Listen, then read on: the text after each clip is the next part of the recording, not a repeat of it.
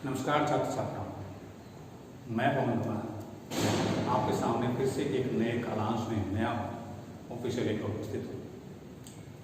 आज के इस कालांश में हम कक्षा 11वीं और 12वीं जो हिंदी से संबंधित हैं उनके विषय में एक टॉपिक लेकर उपस्थित हुए हैं।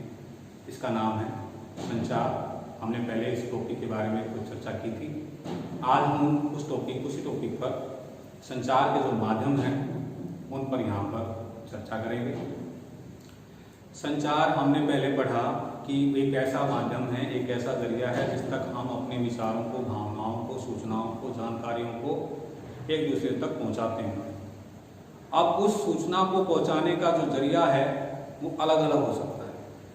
हम लिखित रूप में दूसरों तक अपनी जानकारी, सूचना, भाव जो भी हमारे पास है पहुँचा सकते हैं। हम सुनाकर दूसरों तक अपनी भावनाएं, विचार या जो भी हमारे पास सूचना है वो पहुंचा सकते हैं। हम दिखाकर दूसरों के सामने अपने विचार, भावनाएं प्रकट कर सकते हैं और हम किसी यांत्रिक माध्यम का प्रयोग करके अपने विचारों को प्रकट कर सकते हैं। इन्हीं के बारे में आज हम यहाँ पर चर्चा करेंगे। चलिए आज शुरू करते हैं हमारा जो जनसंचार के माध्यम टॉपिक है उसके बारे में। जनसंचार हमने पढ़ा। जनसंचार एक ऐसा माध्यम है जिसके द्वारा हम अपने विचारों को एक दूसरे तक पहुंचाते हैं, किसी न किसी यांत्रिक माध्यम के द्वारा।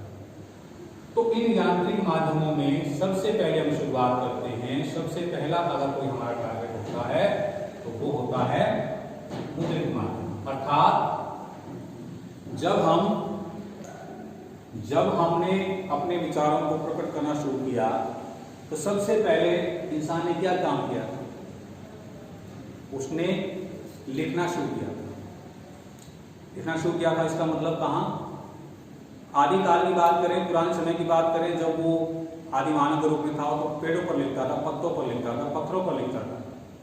समय बीतता गया, उसके बाद लिखने की बात आई तो लेखनी का काम करने लगा, कलम के द्वारा लिखने लगा और फिर उस लिखी हुई बात को मशीनों के द्वारा छापा गया। यही है मुद्रित माध्यम। यानी कोई ऐसा माध्यम जिसके द्वारा हम अपने मन के विचारों को, अपने मन की भावनाओं को दूसरों तक लिखित रूप में पहुंचाते हैं, तो वो लिखित रूप की मुद्रित माध्यम कहलाता है।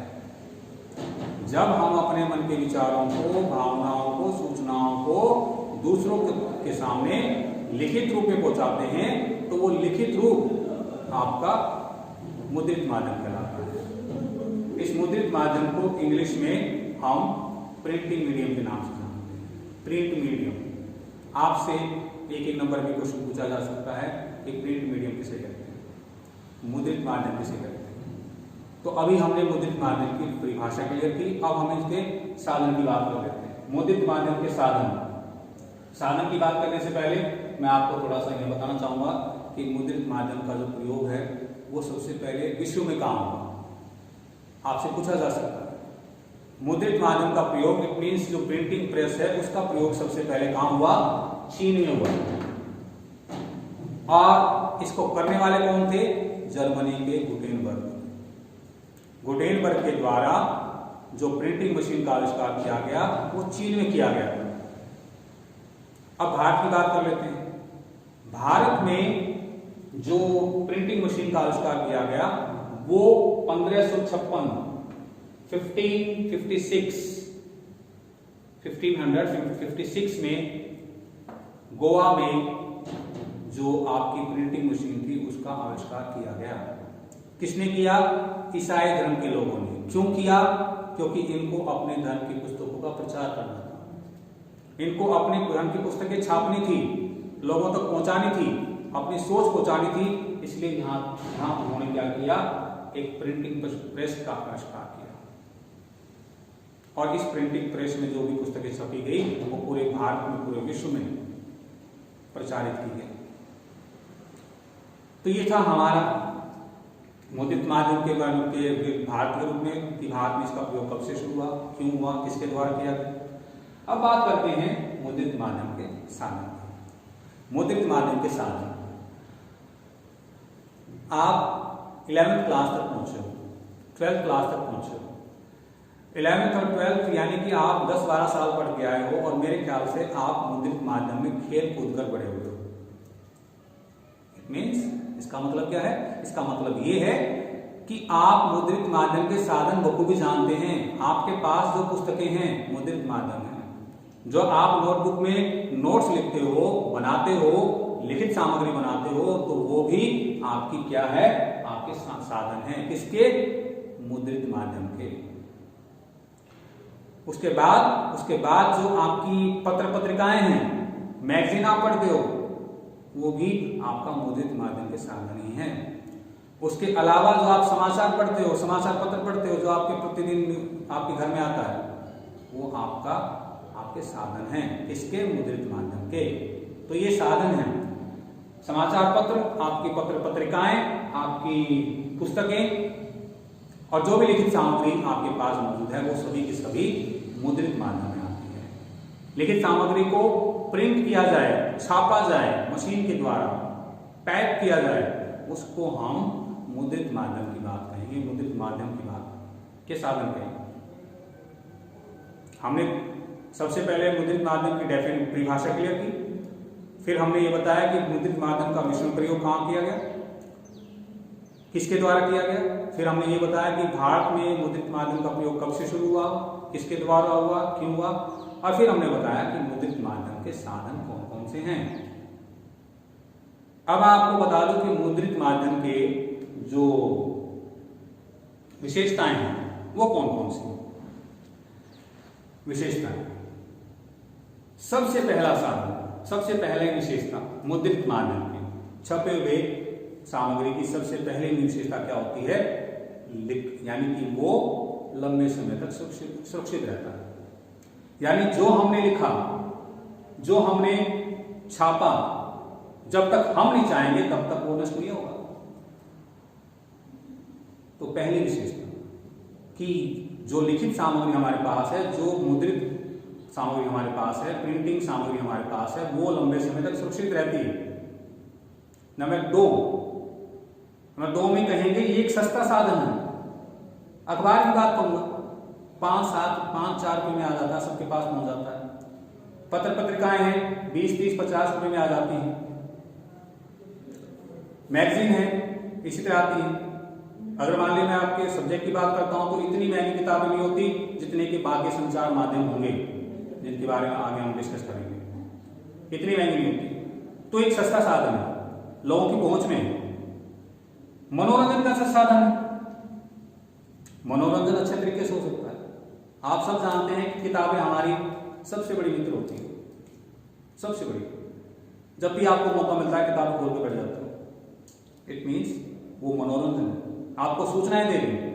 नंबर 4 क्या है? आपको सूचना मिलती है, अपडेट, यानी कि जो जानकारी है पुस्तकों में लिखित सामग्री के रूप में, वो आप प्राप्त कर सकते हो। तो ये आपकी विशेषताएं होंगी। नंबर 1 आपका मनोरंजन का साधन है। नंबर 2 एक सस्ता साधन है। नंबर 3 ये हर व्यक्ति की पहुंच में आसानी से पहुंच जाता है, इससे हमें इंफॉर्मेशन या जानकारी आसानी से प्राप्त हो जाती है। एंड नंबर 4 ये लंबे समय तक सुरक्षित रहता है। अब हानि की बात कर लेते हैं। अब हानि की बात करते हैं, तो हानि में क्या है? हानि में है सबसे पहले कि ये अनपढ़ व्यक्तियों के लिए निष्क्रिय है। जो अनपढ़ लोग हैं, जिनको पढ़ना लिखना नहीं आता, वो भला न्यूज़पेपर को या मैगजीन को या किसी भी बुक्स को कैसे पढ़ सकते हैं? नहीं पढ़ सकते। उनके लिए निष्क्रिय है, बेकार है। दूसरी हानि क्या है? दूसरी हानि ये है, कल्पना कीजिए मैंने यहां पर कुछ लिखा और वो गलत लिख दिया। गलत लिखा तो ये जो गलत रूप है, वो जितने भी ये पाठ पढ़ रहे हैं, समझ रहे हैं, जिनके पास ये टॉपिक जाएगा, उन पर क्या असर पड़ेगा? वो उस गलत को ही कॉपी करेंगे। एक गलत परंपरा चली, एक गलत प्रचलन चला। एग्जाम्पल सुनिए, मैं एग्जाम्पल लेता हूं, कसौटी पर खरा उतरा एग्जाम्पल है। ये एक शब्द लिखा मैंने, श्रृंगार। आप किसी भी पत्र पत्रिका को उठाकर देख लीजिए, किसी भी सोशल मीडिया पर जाकर देख लीजिए, न्यूज चैनल पर जाकर देख लीजिए, आपको श्रृंगार ऐसे नहीं मिलेगा बल्कि ऐसे मिलेगा। क्यों? गलत है। इसको ऐसा रूप है ही नहीं। आज तक हमारी जो टाइप मशीन है या जो प्रिंटिंग मशीन है वहां तक ये चीज नहीं है। टाइप मशीन में ये वर्ण है ही नहीं। इसको हम क्या कहेंगे? इसको हम टेक्निकल फॉर्म कहेंगे, लेकिन कमी जरूर है। अब हम इसको ऐसे लिख दिया तो इस पर लोगों का गलत असर पड़ेगा। इट मीन्स मैं ये बताना चाहता हूं कि लिखित माध्यम में जो कोई गलतियां हैं यदि वो लोगों तक पहुंच जाएगी तो लोगों उस गलती के बारे में लोग अनजान बने रहेंगे, उसको सुधारेंगे नहीं। ये हानियां थी। पहला माध्यम हमने क्लियर किया जिसको हम कहते हैं मुद्रित माध्यम। यहां हमने मुद्रित माध्यम की परिभाषा, विश्व में उसका प्रयोग, भारत में उसका प्रयोग, उसके बाद उसके साधन, उसके बाद हमने बात की इसकी विशेषताओं की, उसके बाद हमने बात की हानि। अब हम बात करते हैं श्रव्य माध्यम की। नंबर 2, सेकंड, दूसरा जो माध्यम। देखिए, इंसानी एक फितरत है। एक इंसान की फितरत होती है। वो इस फितरत क्या होती है कि वो एक काम करके कुछ समय के बाद बोरियत महसूस करने लगता है।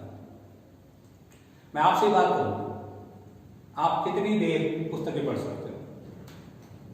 चाहे 2 घंटे, 3 घंटे, 4 घंटे, 5 घंटे? हो ही नहीं सकता, पढ़ ही नहीं सकता कोई। अगर 6 घंटे पढ़ते हो तो रूटीन में कुछ ना कुछ गैप देकर पढ़ोगे।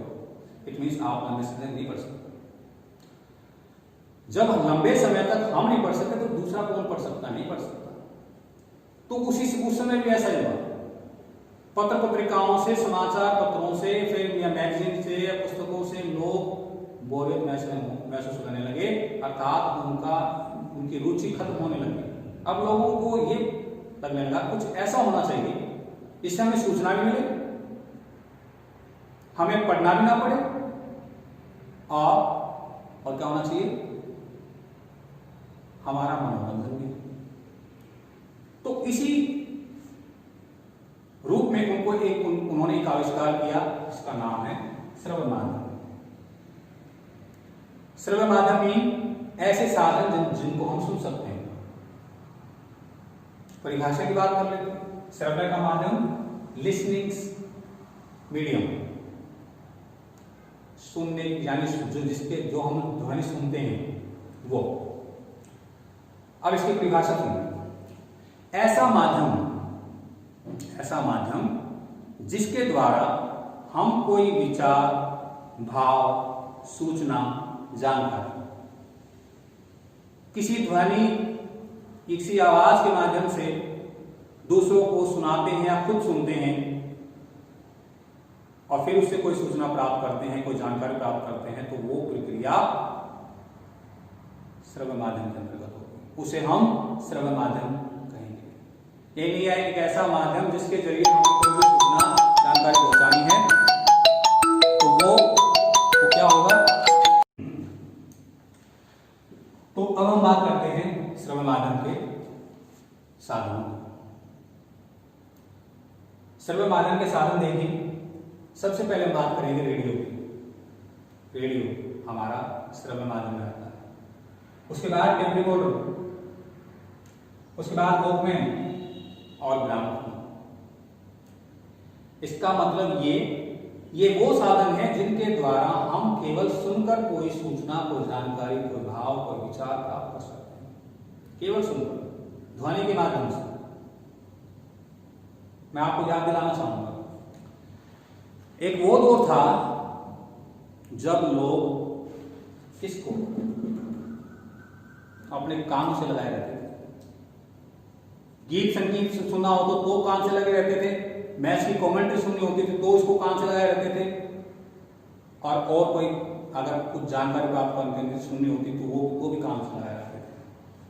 ये श्रव्य माध्यम। अब दूसरा जो साधन था वो था टेप रिकॉर्डर। इसमें रिकॉर्ड करने की भी एक सुविधा थी। मान लीजिए हम जल्दबाजी में कुछ भी काम हुआ कि उस चीज को नहीं सुन पाए, तो हमने उसको रिकॉर्ड कर लिया, फिर बाद में हमने सुन लिया। तीसरा वॉकमैन, पॉकेट क्या कहा था, ज्यादा लंबी बात नहीं, आज से करीबन 15-20 साल पहले इसका प्रचलन था। इसमें कैसेटें डलती थी, रिकॉर्डिंग सिस्टम भी था, टेप रिकॉर्डर का बिल्कुल छोटा रूप था ये। और उसके बाद ग्रामोफोन। ग्रामोफोन का मतलब है, आपने देखा होगा कुछ समय पहले पुरानी मूवी में देखा होगा आपने कि एक बड़ी सी सीडी होती है तवे के आकार की, बड़ी सी सीडी, ब्लैक कलर। उस सीडी के पास में ही एक स्पीकर होता था। जब उस स्पीकर के यंत्र को सीडी से टच किया जाता था, उसमें से ध्वनि निकलने लगती थी। देखना कभी कभी आप अगर किसी मूवी में देखना पड़े तो शायद आपको मिलेगा, तो उसको ग्रामोफोन कहते थे। अब ये क्या है, ये सारी की सारी चीजें आपके श्रव्य माध्यम के साधन के रूप में आ गई। वो फोन भी ले सकते हैं जो केवल सुनने और फोन करने के लिए होते हैं, वो भी यहां पर आ सकते हैं। ये साधन हो गए। अब बात करते हैं इसकी विशेषताओं।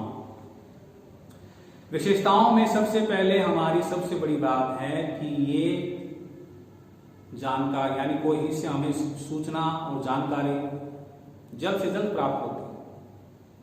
मुद्रित माध्यम की अपेक्षा जल्द से जल्द प्राप्त होती है। कैसे?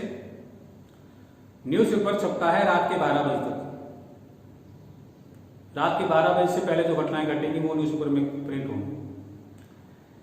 लेकिन जो खबरें अभी घट रही हैं उनके बारे में हमें रेडियो से पता चल जाता है या श्रव्य माध्यम से पता चल जाता है। यहां पर भी एग्जाम्पल सुन लीजिए। जो क्रिकेट मैच के शौकीन हैं, किसी मैच के शौकीन हैं, उनको पता है कि मैच लेट नाइट तक चलते हैं। उस मैच का रिजल्ट न्यूज़पेपर में आता है अब, यानी नेक्स्ट मॉर्निंग। लेकिन उस मैच को सुन रहे हैं उसको उसी रात जब मैच खत्म होता है उसी रात पता चल जाता है कि मैच का क्या हाल है, देश में क्या कुछ घटित हो रहा है। अगले दिन हमें पता चलेगा न्यूज़पेपर के माध्यम से, लेकिन जो श्रव्य माध्यम है इसके जरिए हमें उसी वक्त पता चल जाता है। 2 समय समाचार आते थे पहले, रेडियो पर भी, टीवी पर भी, एक सुबह एक शाम को। सुबह क्या घटित हुआ और शाम को क्या घटित हुआ, दोनों समय बताया जाता था, अपडेट रखी जाती थी। तो इस समय ये कंफर्म हुआ कि कम से कम हमें सूचना जो है वो मुद्रित माध्यम की अपेक्षा अपडेट मिल रही है, जल्दी मिल रही है। पहला पॉइंट क्लियर। दूसरा पॉइंट ये, दूसरी विशेषता ये कि ये मनोरंजन का अच्छा साधन है मुद्रित माध्यम की अपेक्षा। मुद्रित माध्यम में क्या था, हमें कहानियां पढ़नी पड़ती थी और पढ़ना हम इतना पसंद नहीं करते हैं। मोस्टली लोग, अधिकतर लोग पढ़ना पसंद नहीं करते। अगर पढ़ना पसंद करते तो शायद आज हमारी स्थिति कुछ और होती। तो उस हालात में जो श्रव्य माध्यम है वो सबसे उपयोगी है। क्यों? उससे मनोरंजन भी बेहतर अच्छा हो सकता है। हम कान में लीड लगाकर, हेडफोन लगाकर आराम से अपना मनोरंजन करते हैं, संगीत सुन सकते हैं, कुछ भी सुन सकते हैं, उसमें हम पढ़ने की जरूरत नहीं। हम लीड लगाकर कोई भी इंफॉर्मेशन जान सकते हैं कि समाज में, देश विदेश में क्या घट रहा है। क्लियर? उसके बाद हम बात करते हैं कि ये जो साधन है ये लोकप्रिय भी, एक लोकप्रिय साधन है। क्यों? मुद्रित माध्यम में तो हम कुछ चीजें सारी जो थी हमने बात की, लेकिन श्रव्य माध्यम लोगों के लिए अलग था, एक नया रूप था। लोगों का उसमें इंटरेस्ट बढ़ा। मैंने अभी आपको कमेंट्री की बात बताई, इंटरेस्ट बढ़ा, इतना बढ़ा कि लोग उसको पॉकेट में भी रखने लगे, जेब में रखने लगे। तो रुचि थी लोग। तो ये विशेषताएं होंगी। मनोरंजन का अच्छा साधन था, सूचनाएं जल्द से जल्द प्राप्त होती थी और सूचनाएं अपडेट मिलती थी। इसके अलावा यहां किस चीज पर ध्यान दिया जाता था? ध्वनि पर, उच्चारण पर ध्यान दिया जाता था। यानी कोई भी ऐसा शब्द नहीं बोला जाता था जो अशुद्ध हो। तो शुद्धि यानी कि शब्द जो वर्तनी होती है उसका उच्चारण होता है, उस पर विशेष ध्यान दिया जाता है। अब बात कर लेते हैं इसकी हानियों की। हानि में सबसे बड़ी हानि है इससे ध्वनि प्रदूषण होता है। देखा होगा आपने, शादी ब्याह में कई जगह पर बड़ी ही ऊंची आवाज में डीजे वगैरह बजता है, लाउड स्पीकर चलते हैं, वो ध्वनि प्रदूषण का एग्जाम्पल। हम में से कईयों की आदत है कि हम खुद भी सुनते हैं, दूसरों को भी सुना देते हैं। वहां पर भी क्या है, ध्वनि प्रदूषण। और ध्वनि प्रदूषण है तो ये हमारे जो यंत्र हैं, कान हैं, ये प्रभावित होते हैं, हमारे सुनने की क्षमता प्रभावित होती है। दूसरी हानि ये है कि हमने जो लिखा वो शुद्ध लिखा हुआ है कि नहीं हुआ है। शुद्ध बोला तो गया, लेकिन लिखा भी तो होना चाहिए ना शुद्ध।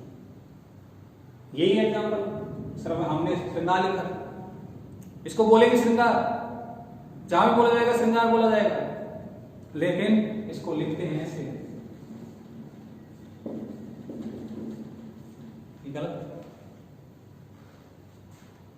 ये एक और हानि हो गई। तीसरी बात ये कि जो हम सुन रहे हैं वो लंबे समय तक सुरक्षित नहीं रख सकते। आप कहोगे सर हमने रिकॉर्डिंग कर ली, रिकॉर्डिंग कितने समय तक लंबे सुरक्षित रख सकते हैं? कितने लंबे समय तक सुरक्षित रख सकते हो? महीना, 2 महीना, 3 महीने, 4 महीने, 5 महीने। उसके बाद कभी ना कभी आपसे या किसी और से अनजाने में डिलीट हो सकती है। फिर क्या? इट मीन जो हमने मेहनत की सामग्री इतनी मेहनत से प्राप्त की थी, उस सारी की सारी सामग्री खत्म। ये सबसे बड़ी हानि, ये हानियां थी। आज के कालांश में केवल इतना ही। आज 2 ही जो आपके जो माध्यम हैं वो आपको करवाए गए हैं। उम्मीद करता हूं कि आपको ये समझ में आए होंगे। इससे अगले क्लास में हम करेंगे 2 और माध्यम, इनका नाम है दृश्य माध्यम और इलेक्ट्रॉनिक माध्यम। आप भी इनके बारे में थोड़ा थोड़ा जानिए, क्योंकि 11th क्लास के लिए टॉपिक बिल्कुल नए हैं, लेकिन 12th क्लास के लिए बिल्कुल ये टॉपिक पढ़ चुके हैं। तो उनके बारे में अपने +1 क्लास वाले बच्चों को थोड़ा सा इनको हिंट दीजिए, उनको बताइए, ताकि वो भी इस बारे में जान सके। अगले क्लास में हम फिर इसी टॉपिक को आधार बनाकर आपसे चर्चा करेंगे। तब तक के लिए धन्यवाद। आपका दिन मंगलमय हो।